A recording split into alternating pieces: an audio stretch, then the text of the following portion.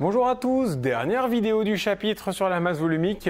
J'espère que jusqu'ici votre parcours se passe bien et que, à moins que vous soyez venu ici juste pour voir le dernier exercice le plus difficile, pour voir si vous étiez capable de le faire, dans ce cas-là, pas de problème. Sinon, pour ceux qui ont suivi toute la série de vidéos, j'espère que ça vous a suffi, qu'avec cette vidéo-là, ce sera bien clair pour vous. N'oubliez pas, ne restez pas passif, refaites ces exercices-là.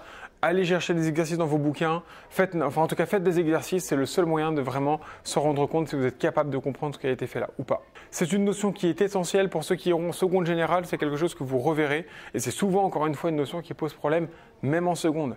Donc vraiment passez du temps dessus, ça vous permettra de gagner énormément de temps pour l'année prochaine. Soyez efficace dans votre travail, il vaut mieux plutôt que de se dire je vais rebosser ça encore l'année prochaine alors que vous pourriez déjà faire le boulot maintenant. Alors l'exercice est assez simple à comprendre, en fait on s'intéresse à la différence qu'il va y avoir de production d'énergie entre une éolienne et une centrale nucléaire pour voir un petit peu la différence en fait de densité énergétique, si je puis dire. Alors c'est pas du tout une notion de programme la densité énergétique, vous allez voir il n'y a pas grand chose à savoir finalement. Alors qu'est-ce qu'on vous dit? On vous dit voilà, quand on utilise de l'électricité chez soi, on oublie vite que du coup elle est produite par de l'extraction d'énergie présente naturellement sur Terre. Et oui, en fait on oublie aussi que le vent finalement, quand vous avez une éolienne quand vous avez le vent qui fait tourner une éolienne qui produit l'électricité, cette éolienne, comme elle est mise en rotation par de l'air, cet air qui est arrivé avec une certaine vitesse repart sans vitesse. Il faut vous dire quelque chose, si vous remplissez la Terre d'éoliennes, il n'y aurait plus de vent sur Terre. À chaque fois que le vent tape sur l'éolienne, ça met en rotation l'éolienne, cette énergie qu'a communiqué le vent, du coup, elle disparaît. Enfin, pas qu'elle disparaît, c'est qu'elle est transférée à l'éolienne. Donc du coup, le vent s'arrête. C'est le même principe qu'un mur en fait. Vous mettez du vent, il y a un mur. Derrière le mur, il n'y a pas de vent tout simplement. Parce que le mur a arrêté à capter toute l'énergie du vent. C'est pareil ici. C'est pareil, c'est le même principe. Donc c'est aussi l'énergie captée finalement. On voit de plus en plus d'éoliennes pousser dans les champs et on se dit que le problème de la production verte en énergie sera vite réglé. C'est vrai qu'effectivement, on se dit, à force de mettre 1, 2, 3, 10 éoliennes par ville, on va finir par avoir maintenant des éoliennes partout. Et du coup, on aura réglé le problème de la production d'énergie en France. Et vous allez voir qu'en fait, pas du tout. On est très, très, très loin du compte. Une éolienne ne produit pas du tout ce qu'il faut pour faire vivre en fait un village entier. Il n'y a aucune chance pour ça. Donc, on va essayer de le comprendre un petit peu. Alors, blablabla. As-tu une idée du nombre d'éoliennes qu'il faudra en France pour produire toute notre électricité? Voilà. Je vous dis que... Alors, attention sur les chiffres que je vais utiliser après. Bon, j'ai été chercher quand même des informations à peu près fiables. Il se peut que ce soit pas tout à fait vrai. Bon, c'est pas très grave, d'accord. La masse d'air qui arrive sur une éolienne permet de faire tourner celle-ci pour ensuite produire du courant. Chaque seconde, quand le vent souffle à 60 km/h, une éolienne reçoit 69 kg d'air. Donc chaque seconde qui passe, l'éolienne, elle supporte 69 kg d'air qui lui arrive dessus, quand il y a du vent à 60 km/h. Ceci produit une énergie capable de griller la moitié d'une tartine. Donc en fait, si vous voulez faire fonctionner un grille-pain pour faire griller une tartine, il vous faudra 2 secondes de vent à 60 km/h sur une éolienne. Ça paraît pas grand-chose, sauf que si tout le monde utilise un grille-pain, il va falloir quand même quelques minutes, voire quelques heures d'éoliennes. Donc pour diminuer ça, bien évidemment, on n'a pas que ça à faire, dans ce cas-là, on va devoir mettre plus d'éoliennes. Sachant qu'il y a évidemment d'autres choses que des grille-pains à faire fonctionner. Et vous aurez bien compris ça. Voilà. Il se trouve qu'une centrale nucléaire, ça produit cette énergie, donc l'énergie nécessaire pour griller la moitié d'une tartine. Une centrale nucléaire, ça produit cette énergie-là en 0,01 millisecondes. Donc beaucoup moins de temps. D'accord? Une éolienne pour faire griller la moitié d'une tartine, c'est 1 seconde. Et une centrale nucléaire, c'est 0,01 millisecondes. Pour délivrer cette énergie, la centrale dépense 0,017 mg de combustible. C'est ridicule. 69 kg d'air, 0,017 mg d'uranium. Donc on suppose que le combustible est majoritairement de l'uranium. Voilà, je vous donne du coup ensuite la masse volumique de l'uranium, la masse volumique de l'air. Première question. Compare le volume de matière nécessaire pour fournir l'énergie de grillage d'une moitié de tartine avec une éolienne et une centrale nucléaire. Bon, ok, très bien. Alors, regardons le début de la phrase. Compare le volume de matière nécessaire. Le volume. Donc je veux V égale pour l'éolienne et V égale pour la centrale nucléaire. Une fois que j'ai trouvé ces deux volumes-là, je les compare. Et vous voyez, il faut que je calcule d'abord des volumes. Bon, pas de problème. Alors, on est dans le chapitre de la masse volumique, on a bien compris. Mais regardons quand même les données qu'on a. Dans les données, j'ai une masse volumique. Ben voilà. Dans le texte que je vous ai énoncé juste avant, il y avait des masses. J'ai des masses volumiques. Je cherche un volume. Bon, ben, la formule est déjà tout indiquée.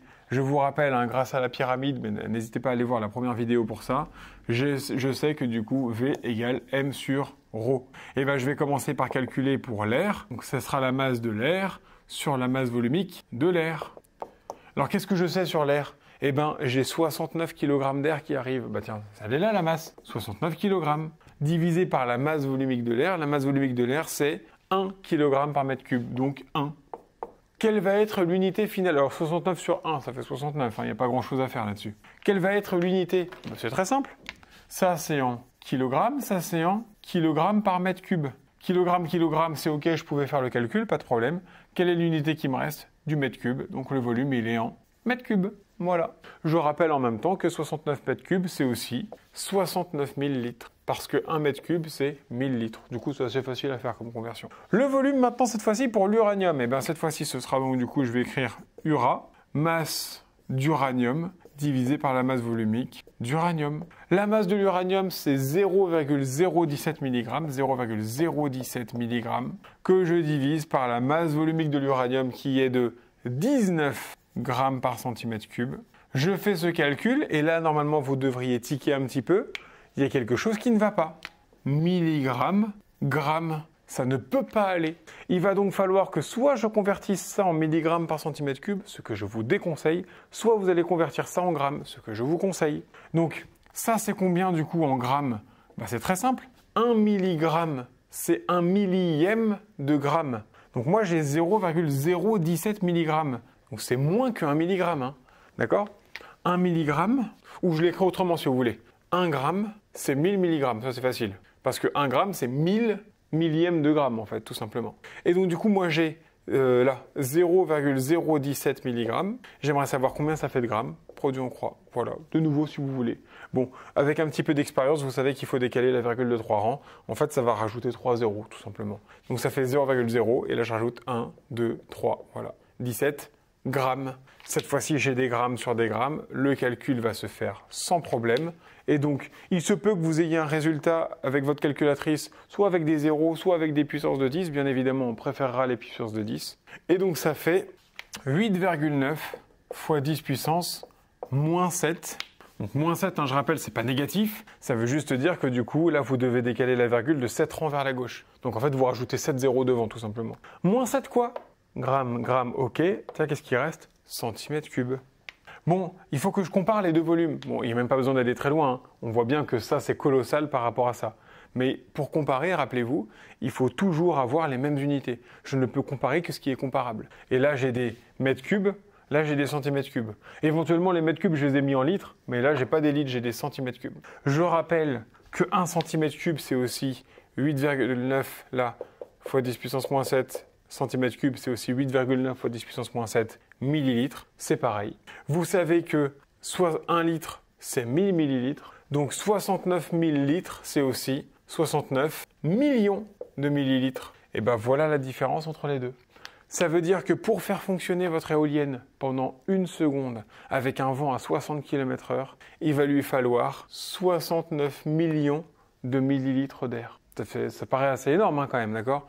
Bon, c'est pas grand-chose, hein, d'accord? Parce que, en fait, l'air, bon, il y en a partout, d'accord? Et ça coûte rien, tout ça en plus. Alors que là, en termes d'uranium, il va me falloir 8,9 fois 10 puissance moins 7 millilitres. Une quantité très négligeable en termes de volume. Alors ça, c'est très intéressant si en termes de volume, c'est très négligeable. Pourquoi? Regardez la question suivante. La question suivante, c'est quel est l'avantage principal du nucléaire? C'est assez clair, en fait. C'est-à-dire que pour une éolienne, bon, de toute façon, l'éolienne, j'ai pas besoin de porter de l'air, on s'en fiche. Mais pour une éolienne, pour produire autant d'énergie qu'une centrale nucléaire, il va lui falloir ici 69 millions de millilitres, alors que là, il m'en faut même pas 1 millilitre. Donc en termes de différence de quantité de matière, ça n'a rien à voir. Ça veut dire que ça, c'est transportable par camion. Voilà un des gros avantages, par exemple. J'ai de l'énergie que je peux transporter en camion. Je ne dis pas que j'ai une centrale nucléaire dans mon camion. Je dis juste que le combustible, je peux le transporter en camion sans m'inquiéter particulièrement, en fait. J'envoie ça en camion, et puis de toute façon, ça servira à griller pas mal de tartines, sans problème. Par contre, quel est le plus gros inconvénient, finalement, à part les déchets du nucléaire? Il est assez clair, l'inconvénient. L'éolienne, tant qu'il y a de l'air, elle fonctionne. Évidemment, tant qu'il y a du vent aussi. Mais y aura-t-il toujours du vent sur Terre? Oui. Y aura-t-il toujours de l'air sur Terre? Oui. Par contre, y aura-t-il toujours de l'uranium sur Terre une fois qu'on l'aura tout consommé? Bah non. Ça, c'est une énergie fossile. Ça, c'est une énergie renouvelable. Voilà la grosse différence. Évidemment, le vent dépend du soleil. Et aussi ça. Donc c'est renouvelable, évidemment. Voilà le plus gros inconvénient. Question 4. On aimerait installer une quantité d'éoliennes permettant d'avoir le même rendu énergétique qu'1 gramme d'uranium. Calcule le nombre d'éoliennes à installer. Eh bien, on sait que... Alors attention, je parle pas de... En fait, ma question est mal posée. Je devrais plutôt dire, j'ai vu que pour faire griller la moitié d'une tartine, il fallait utiliser une éolienne pendant 1 seconde. Ok. Utiliser une éolienne pendant 1 seconde, c'est en fait utiliser, j'oublie là, 0,017 mg d'uranium. Ok, donc 0,017 mg d'uranium, c'est équivalent à une éolienne fonctionnant pendant 1 seconde. Et bien combien d'éoliennes doivent fonctionner pendant 1 seconde pour avoir la même énergie produite que 1 gramme d'uranium pendant 0,01 milliseconde? La question paraît compliquée. Je vous garantis qu'en fait, finalement, la réponse est assez simple. Mais effectivement, bon, voilà. Là, c'est ma question qui est un petit peu mal posée quand même, on va pas se mentir. Mais bon, encore une fois, attention, ça fait partie des aléas qui peuvent se produire le jour du brevet. Vous pouvez avoir une question qui est un petit peu mal posée. Donc, on ne compare pas les mêmes bases de temps, d'accord? Il faut bien comprendre ça. Je suis juste en train de vous dire que une éolienne, ce qu'on a dit tout à l'heure, une éolienne, c'est en fait équivalent à 0,017... mince, il y a un 0 de trop. 0,017 mg d'uranium. J'aimerais savoir combien d'éoliennes je vais devoir planter pour avoir la même énergie que 1 gramme d'uranium. Enfin, là, c'est juste en train de dire ça. Bon, bah, produit en croix, il est tout indiqué là. Ça fois ça, divisé par ça. Attention, milligrammes, grammes, ça ne va pas. Il va donc falloir que je mette soit tout en grammes, soit tout en milligrammes.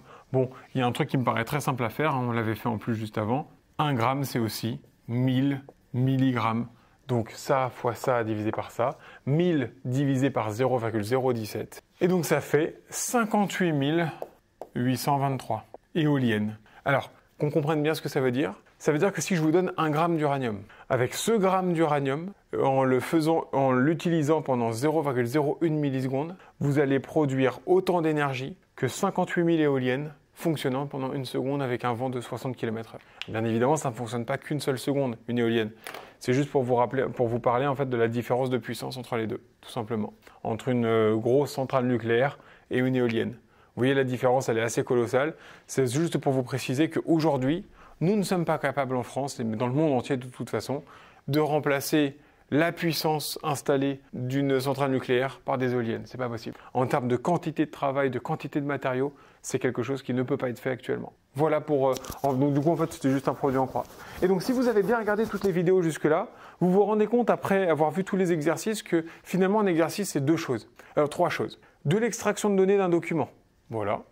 Une utilisation de formule. Ρ égale M sur V, M égale Ρ fois V ou V égale M sur Ρ. Terminé. Faire attention aux unités. Je ne veux pas compter celui-là. Faire attention aux unités pour que ce soit bien compatible pour pouvoir faire les calculs. Faire attention aux unités pour faire en sorte que 2 grandeurs puissent être comparées. Attention.